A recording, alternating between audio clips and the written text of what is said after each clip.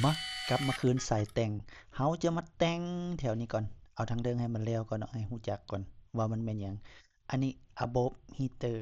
above title นี้เนาะเฮาจะมาแต่งแล้วปรับไปตามของเฮา Asian Tudor Student Pricing Delivery ขั้นตอนทำอิฐเข้าไปเลยเนาะการตั้งค่าบ่เว้าหยังยาวเอาเข้ามา Dashboard Appearance Theme Customize อยู่เทิงๆมันเอิ้นว่า heater above heater อันนี้หมายความว่าเราจะตั้งค่าตัวนี้ above heater ตัวนี้ deal of the day deal of the day ตัวนี้เราสิ customize ตัวนี้ไปทีละตัวก่อนเนาะ big deal เราเปลี่ยนในตัวลิงก์นี้เราจะใส่ว่าเข้าไป local shop เปลี่ยนทันทีเลยเนาะยังบ่ได้แปลงเอาจะเอาสโลแกนเขาเข้าไปใส่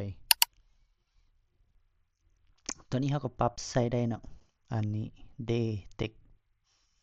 deal of the day เฉพาะมื้อนี้เนาะสุดพิเศษนี่เราก็ใส่ใน welcome to Asian Tudor Student Pricing Delivery 50% โดยรวมมันก็ที่เราเห็นแล้วนะถือว่าตั้งค่าสำเร็จเนาะแต่เราอยากเพิ่มปุ่มเข้ามาอีกเติมก็ได้เนาะเราก็เลื่อนลงมาเข้ามา add new นี้เราต้องการที่ใส่ว่าจั่งใดขึ้นว่าเราจะใส่ว่า local product บ่แต่เราเบิ่งมาเบิ่งแล้วมันหลายอันก็แฮ่งหลายตาสร้างความสับสนให้ลูกค้าเป้าหมายของเราคือให้เว็บมันสวยงามและก็ทัดและก็ง่ายฉะนั้นเราคิดว่าบ่เหมาะสมปานใด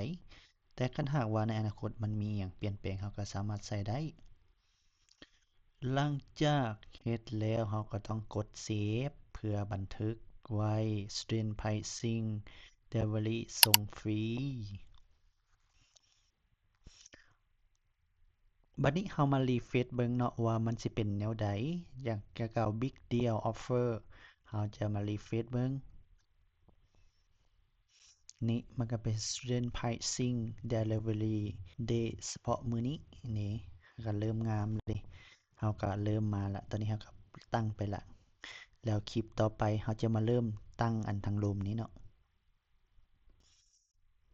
คอยปรับไปมื้อละน้อยเนาะแล้วต่อไปเราจะได้มาตั้งค่าพวกนี้เราสิเฮ็ดแนวใดให้มันเข้าใจง่ายโอเคลาก่อนแล้วพบกันใหม่ในคลิปต่อไป